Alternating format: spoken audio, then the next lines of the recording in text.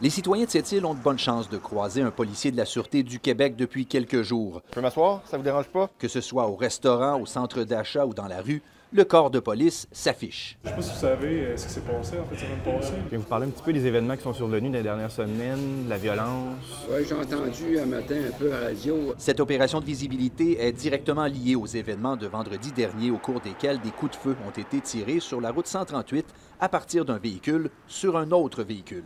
Une balle perdue s'est logée dans une résidence. Et il y a un mois, une résidence du parc Ferland a été atteinte de plusieurs projectiles. On n'est pas habitué à ça vraiment, là, tu sais. Ça brosse au parc. Est-ce que ça vous inquiète? Nous autres, pas moi. Tant qu'il n'arrivera pas chez nous, ça ne nous inquiète pas. Moi, j'aime pas ça du tout. Ça se passe dans notre région. C'est pas le fun, hein? On était une région tranquille. Vous voyez le nombre de policiers qu'on est, il y en a encore plus sur la route.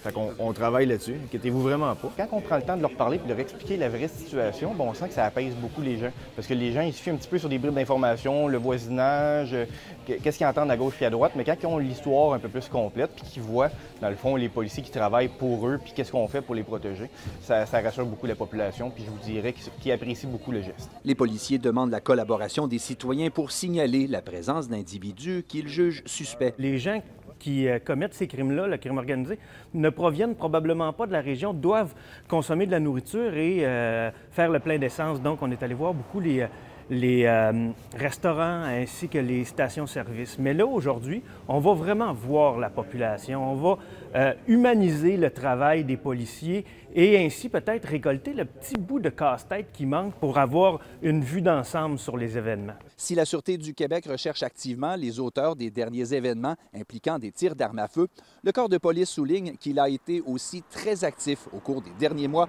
auprès des trafiquants de drogue de la région. Sur le dernier événement survenu vendredi, effectivement, c'est très nébuleux. Hein? Des coups de feu tirés d'une voiture, à partir d'une voiture sur une autre voiture. Il n'y a pas de victime, il n'y a pas de plaignant là-dedans.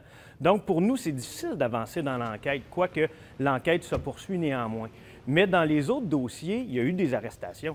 Depuis le mois de mai, là, on parle de 50 arrestations sur la Côte-Nord de présumés trafiquants, de plus de 31 000 comprimés de méthamphétamine qui ont été saisis, 46 000 5 véhicules en biens fractionnels, 43 perquisitions. Donc, les policiers sont très, très, très actifs. Alexandre Quentin, TVA Nouvelles, Sept-Îles.